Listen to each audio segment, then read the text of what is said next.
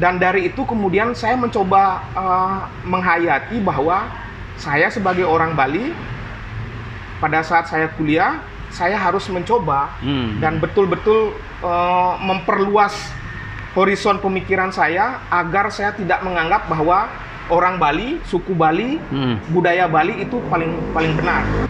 Nah, pengalaman saya di Papua menunjukkan bahwa konteks kebangsaan kita digugat sebenarnya. Hari-hari ini kita sering dijejali oleh begitu banyaknya kita berbicara tentang diri kita. Yang paling benar, kelompok kita yang paling benar, dan kemudian kita melupakan bahwa kita direkatkan oleh sebuah semangat kebangsaan. Kita cenderung untuk tidak mau belajar tentang Papua. Kedalamannya, kemajemukannya. Jadi kita hanya belajar tentang narasi dan kemudian hitam putih. Kita misalnya terjebak ke dalam misalnya indoktrinasi, kemudian homogenisasi dalam kasus Papua itu sangat terasa ya. Monolog begitu. Tidak dialog ya. Ya. Tidak kaget kalau kita kemudian menciptakan banyak orang cerdas, orang pintar, tapi orang yang tidak mempunyai empati terhadap lingkungan. Kepedulian terhadap lingkungan, kepedulian terhadap sesama dan lain sebagainya. Oke. Saya kira ini yang harus disambungkan.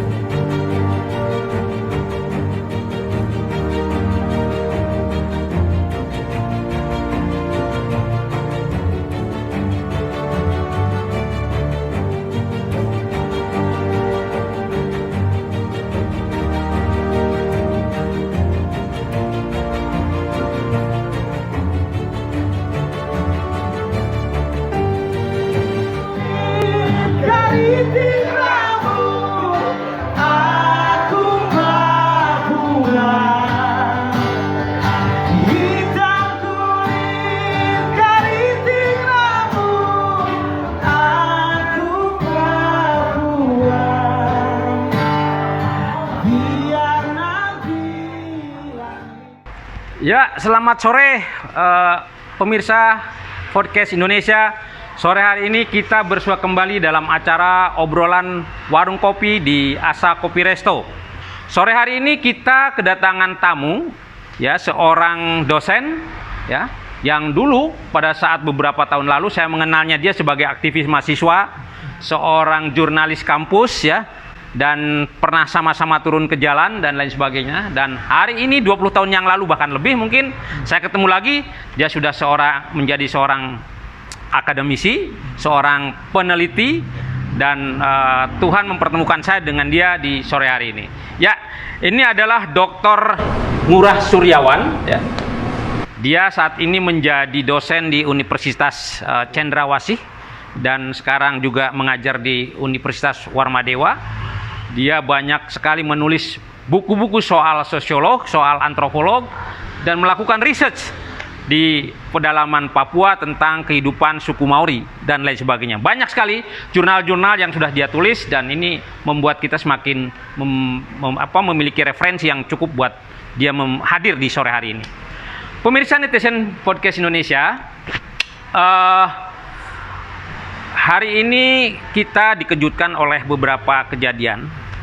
Tiba-tiba Sultan Hamengkubuwono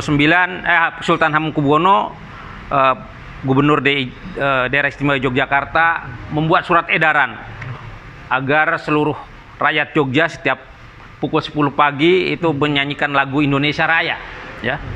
Hari ini kita juga begitu heboh di media sosial adanya polarisasi, kemudian segmentasi masyarakat yang ada yang berbasis agama, berbasis suku, berbasis ras dan lain sebagainya. Di saat bangsa ini baru berumur 75 tahun, ya, atau sudah berumur 75 tahun, dan ini menjadi satu concern kita. Apakah rasa kebangsaan atau nilai-nilai kebangsaan kita di usia yang ke-75 ini semakin memudar, atau apa yang terjadi? Nah, barangkali ini menjadi tema sore hari ini juga. Nah, Bung Sur, saya panggil Bung Sur aja nih biar lebih santai gitu ya. Dalam kacamata kajian Bung Sur sebagai antropolog maupun sebagai sosiolog, sebetulnya apa sih yang terjadi di bangsa kita ini ya? Begitu kita melihat di medsos ya, baik di tingkat nasional maupun dalam konteks lokal Bali, ini banyak sekali kejadian-kejadian polarisasi masyarakat, segmentasi masyarakat yang seperti saya katakan tadi. Dalam pengamatan Bung Sur, apa sih sebetulnya yang terjadi di kajian sosiolog dan antropolog? Ya, ya, yang pertama saya ucapkan terima kasih kepada Bang Agus yang sudah mengundang saya. Saya sangat senang dan merasa terhormat bisa hadir pada sore hari ini. Saya ingin memulai dari sebuah pengalaman ya, mungkin yang membuat saya merasa yakin bahwa ikatan kebangsaan itu sebenarnya hadir di seluruh wilayah kita di Indonesia. Ini satu cerita yang tidak akan pernah saya lupakan. Ketika saya kuliah di Jogja dan kemudian mendengar pengalaman dari banyak peneliti yang meneliti di berbagai wilayah di Indonesia. Jadi begini ceritanya, Bung Agus. Ada seorang Jawa yang ditugaskan untuk meneliti di sebuah kampung kecil di pesisir Danau Sentani di Jayapura di Papua. Seorang Jawa ini kemudian dia berpikir ketika ditugaskan untuk melakukan penelitian di komunitas di kampung di Sentani.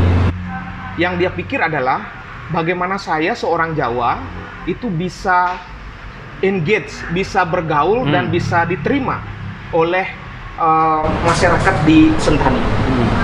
Nah, yang dia lakukan kemudian membuat saya terkejut ketika dia menceritakan atau mempresentasikan hasil penelitian. Dia tanya macam-macam, kemudian tanya kepada mahasiswa Papua yang di Jogja, sampai dia kemudian memutuskan bahwa saya harus belajar bahasa Sentani.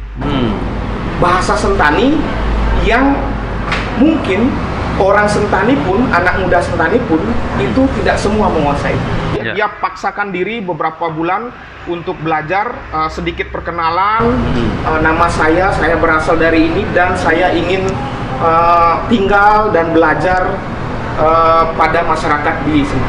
Dia belajar berusaha keras bahasa daerah di Sentani. Kemudian dia belajar, dia menguasai, dia terbang ke Jayapura, kemudian dia masuk ke kampung itu dan pada saat bertemu dengan seorang Ondofolo namanya, Ondo Api, kepala suku di daerah Tabi namanya, di Jayapura itu.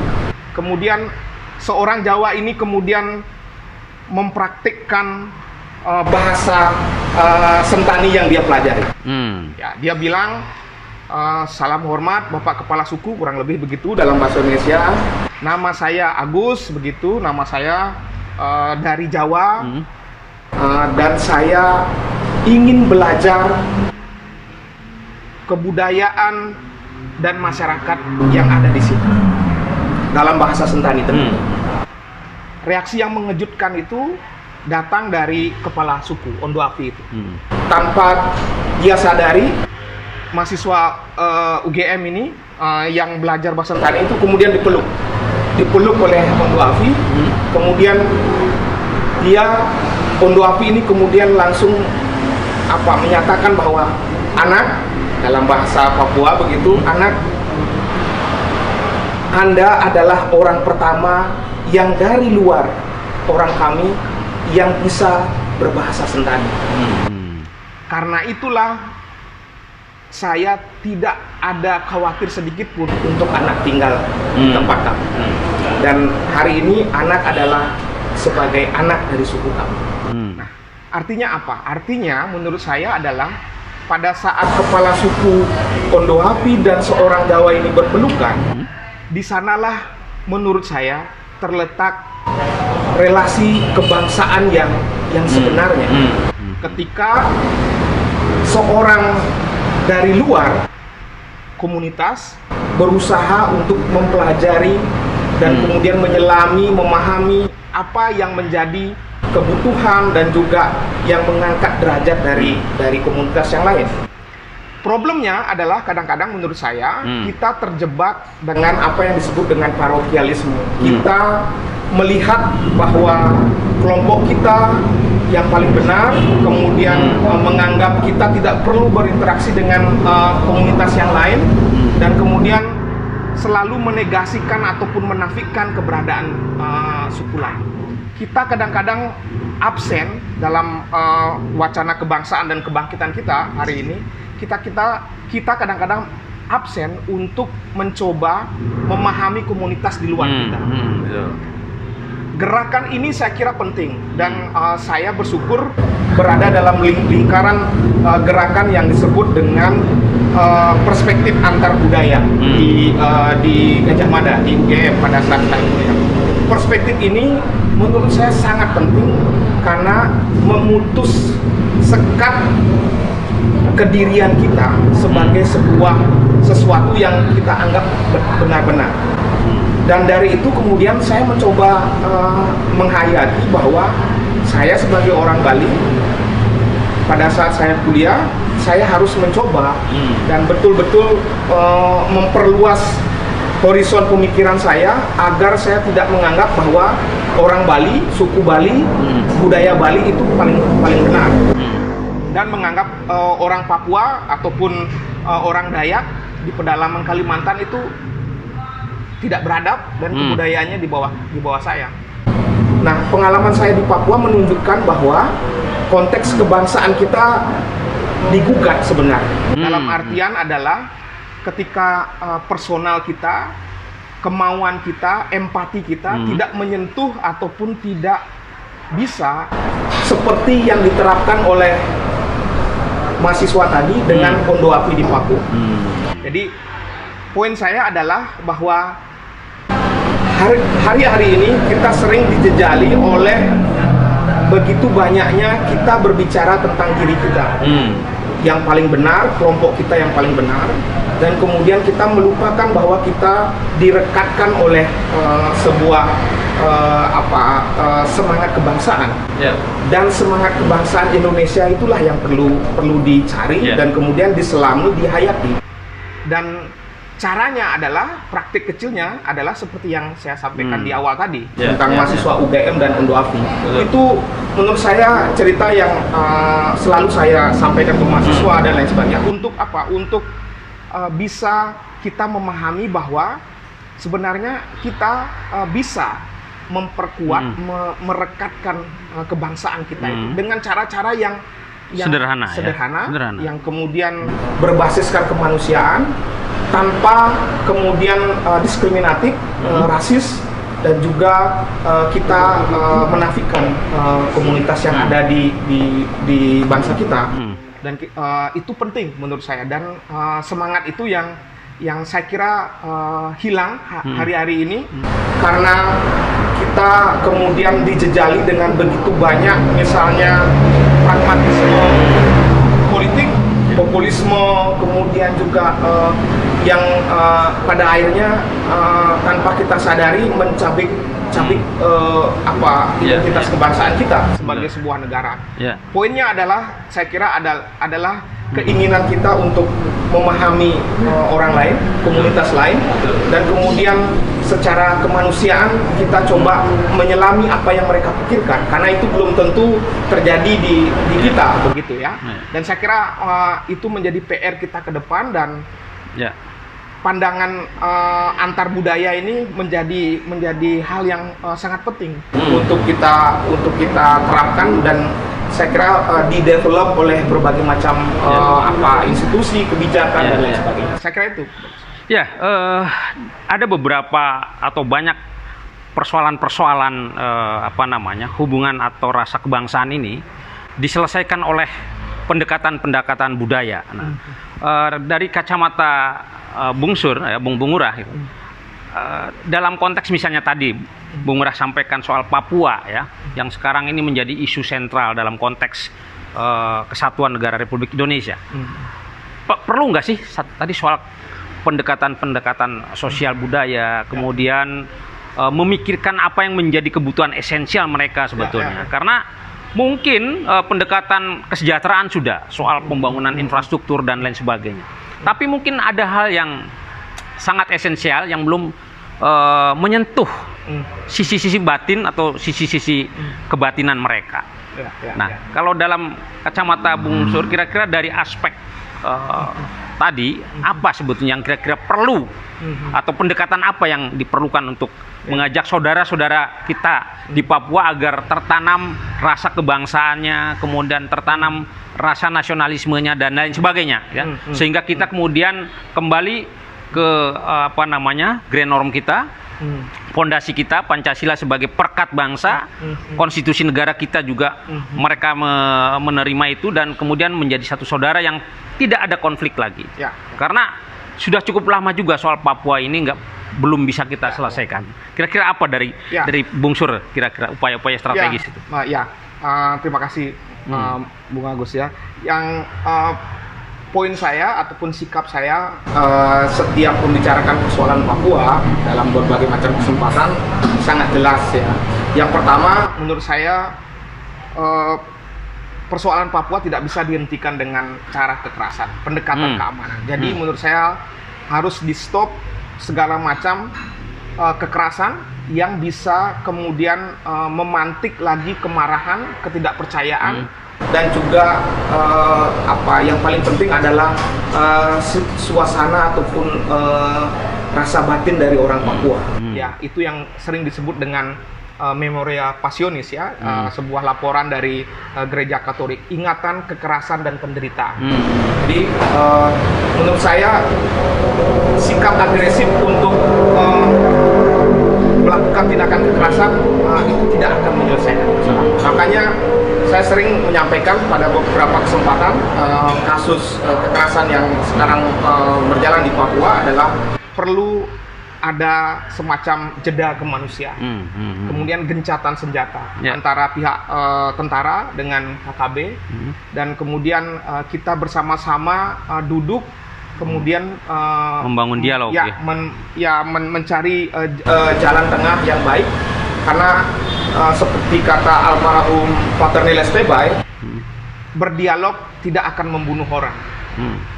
Jika kekerasan dilanjutkan, pasti akan mengalami korban jiwa di kedua belah pihak. Itu poin saya yang pertama, dan sikap saya secara konsisten menurut saya terkait dengan persoalan Papua. Yang kedua adalah betul pendekatan budaya sering didengungkan dan kemudian sering disampaikan oleh pemerintah ya. Karena apa? Karena kegagalan mereka dalam berbagai macam persoalan, terutama adalah pendekatan kesejahteraan, kemudian pendekatan ekonomi, infrastruktur dan lain sebagainya. Dan mengevaluasi kegagalan dalam bidang kesejahteraan dan infrastruktur, mereka kemudian beralih untuk memikirkan ataupun melihat hal-hal kemasyarakatan, sosial kemasyarakatan dan kebudayaan yang menurut saya sangat-sangat unik dan perlu kita pelajari. Karena apa? Karena kita cenderung untuk tidak mau belajar tentang Papua, kedalamannya, kemajemukannya.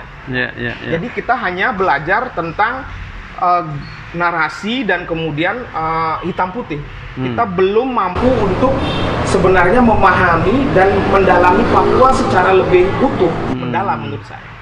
Ya, contohnya sederhana, KKB, OPM, organisasi tanpa bentuk, separatis dan lain sebagainya yang disematkan oleh negara terhadap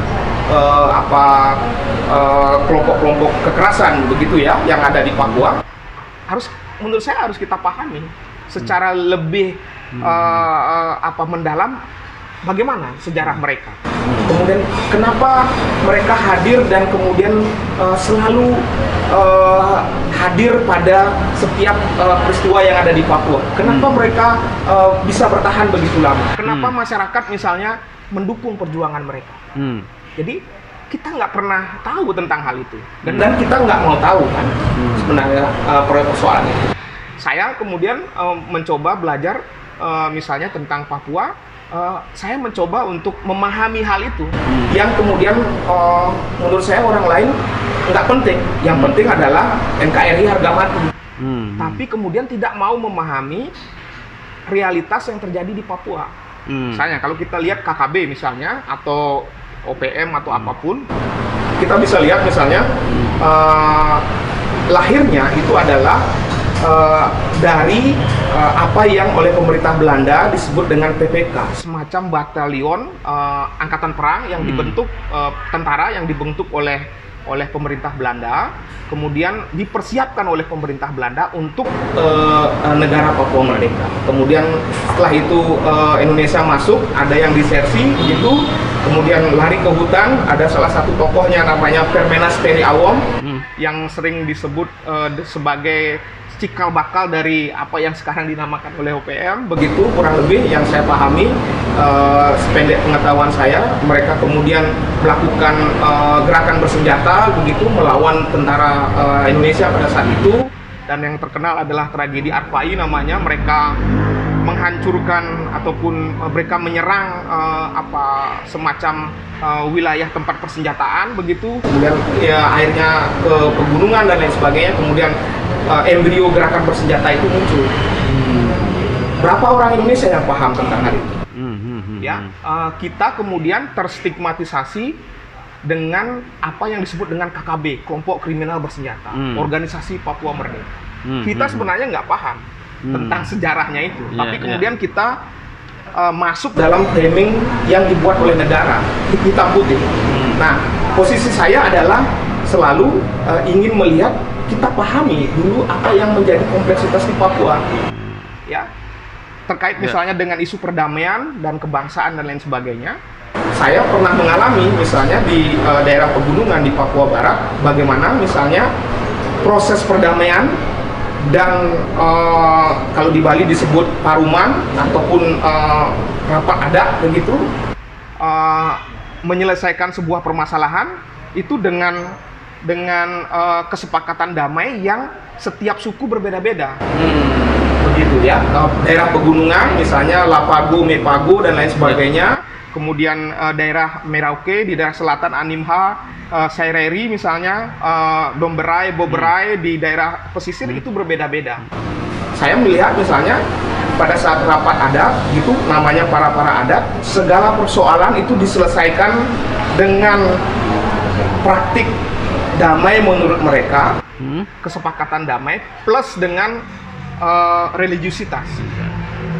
Ya, kita kan absen untuk memahami itu ya. Kita hanya melakukan tindakan kekerasan, kemudian dengan uang dan lain sebagainya. Caranya bagaimana? Ada yang berseteru atau berkonflik.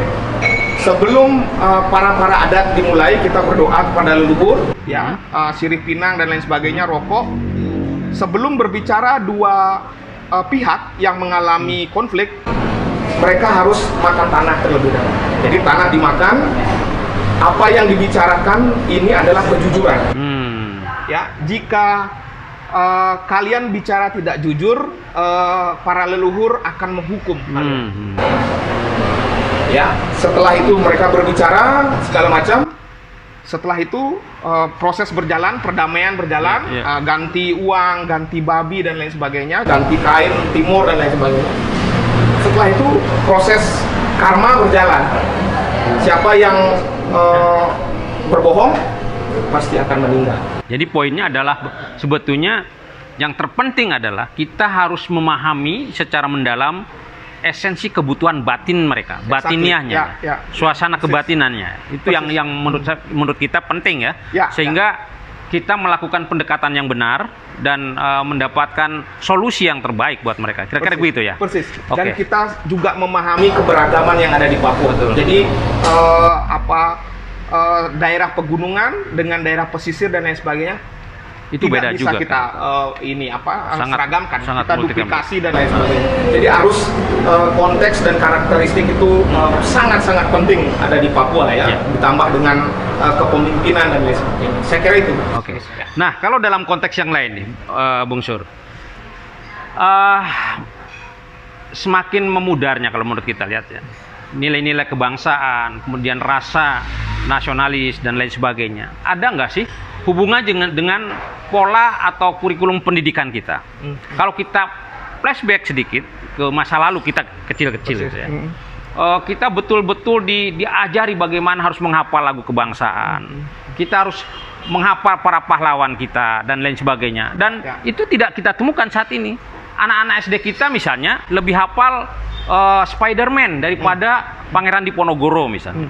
Lebih kenal Cut Tari dan Cut Keke misalnya ketimbang Cut Nyadin dan Cut Mutiah misalnya, ya kan? Ya, nah, betul. ini kira-kira ada pengaruhnya nggak atau ada efeknya nggak dari akibat sistem pendidikan sekarang yang menurut saya kurang memberikan penguatan terhadap penguatan rasa kebangsaan dan nasionalisme. Ya, kalau itu menurut saya jelas ya. Cuman kita sekarang harus melihat bagaimana pendidikan itu bisa menjadi praksis ya, bisa menjadi praksis dan dilakoni dalam kehidupan dan lain sebagainya. Kalau Romo Mangun misalnya dalam satu kesempatan yang saya ingat betul ya, waktu di Jogja adalah selalu menyampaikan bahwa bagaimana pendidikan itu hanya sebagai alat untuk kita bisa mempraktikkan nilai-nilai kemanusiaan, nilai-nilai humanisme dan lain sebagainya. Nah, itu yang menurut saya kadang-kadang kita abaikan. Kita misalnya terjebak ke dalam misalnya indoktrinasi, kemudian homogenisasi dalam kasus Papua itu sangat terasa ya. Monolog begitu. Tidak dialog ya. Dan kita juga abai untuk melihat persoalan-persoalan lingkungan dan perempuan ya. Pendidikan kita cenderung untuk melihat konteks lingkungan yang seragam dan tidak mampu untuk mencoba melihat keberagaman lingkungan. Saya pernah menulis dalam salah satu kesempatan tentang pendidikan di Papua ya, bagaimana sending dan misi misalnya dalam satu kesempatan mereka menulis buku panduan untuk belajar menghitung dan membaca dengan kasus babi, petatas, keladi dan lain sebagainya. Bukan sawah, ya, bukan traktor, ya, bukan nasi.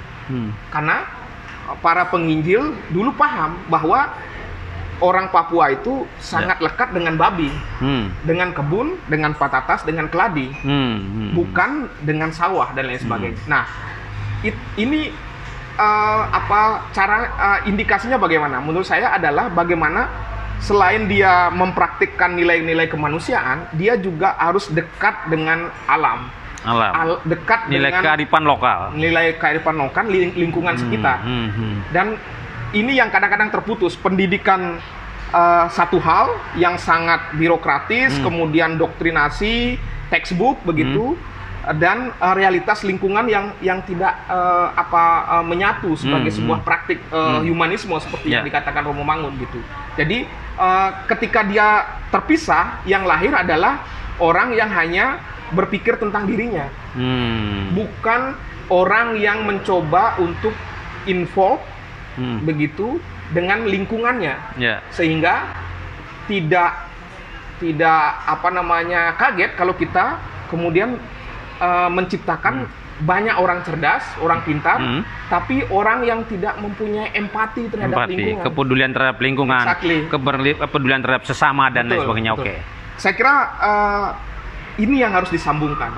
Dan menurut saya kita banyak mempunyai lesson learning yang menarik dan penting. Misalnya sekolah alam, kemudian sekolah kalau di Papua namanya sekolah bunga Papua, ada sekolah kampung, kemudian di Jogja banyak hal sekali. Ya, semakin menarik nih. Jadi sebetulnya ada satu pola pendidikan yang salah, yaitu pendidikan yang melepaskan si siswa ini dari alam, dari lingkungan, dari sesama dan lain sebagainya, kemudian terdoktrinasi secara monolog ya, dan akhirnya begitu dia jadi seorang sains pun dia terlepas dari persoalan tadi kira-kira. Ya baik, podcast Netizen Indonesia sangat menarik. Kita akan lanjut di sesi kedua dan untuk sementara kita break sesi pertama ini. Terima kasih.